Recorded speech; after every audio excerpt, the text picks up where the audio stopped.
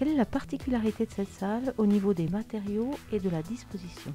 Alors il y a trois choses. Il y a le volume qu'on a tout de suite proposé au niveau du concours d'architecture pour donner un élan vers le haut à cet espace-là, sachant qu'en plan on était limité par les parois du bâtiment historique. Ensuite il y a la forme en hémicycle, l'organisation des sièges en hémicycle qui était une demande quand même assez clairement formulée au niveau du concours pour changer un peu la nature et la qualité des débats, la relation entre les différents députés, spatialement dans cet espace-là. Et le fait qu'ils ont un regard maintenant sur la ville par les fenêtres, alors qu'avant il y avait des vitraux opaques, donc on ne voyait pas ce qui se passait dehors. Donc ça, c'est trois choses assez fondamentales. Maintenant, si on veut parler des matériaux, il y a effectivement beaucoup de bois et il y a un peu de pierre et il y a ce dôme qui est une source de lumière et qui donne une sorte de dynamique à cet espace. Et on a cherché pendant toutes les études à trouver l'équilibre entre la solennité qu'il fallait donner à un espace institutionnel comme celui-ci et en même temps une sensation de confort propice à des débats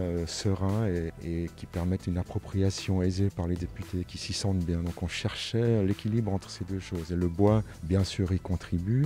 Les fauteuils contribuent aussi. Ils ne sont pas trop formels tout en étant très élégants et très dessinés. Et la pierre qui amène ce contrepoint à l'ensemble pour ne pas se retrouver complètement dans un ouvrage en bois. Vous parlez du dôme, il y a un puits de lumière, ça c'était important d'amener la lumière du jour aussi. Oui, la lumière vient de l'extérieur et de l'intérieur. Il y a toujours une combinaison entre les deux parce que la lumière extérieure ne peut pas toujours suffire et surtout elle est trop dynamique, trop dirigée. Et en fait, c'est très important de sentir cette lumière venant du ciel, même si elle ne suffit pas elle-même à illuminer toute la salle. Mais disons, c'est cette combinaison entre les deux qui était importante. Puis la lumière là derrière est d'une technologie très contemporaine, donc, qui rend possible aussi l'illumination complexe à obtenir pour cette salle.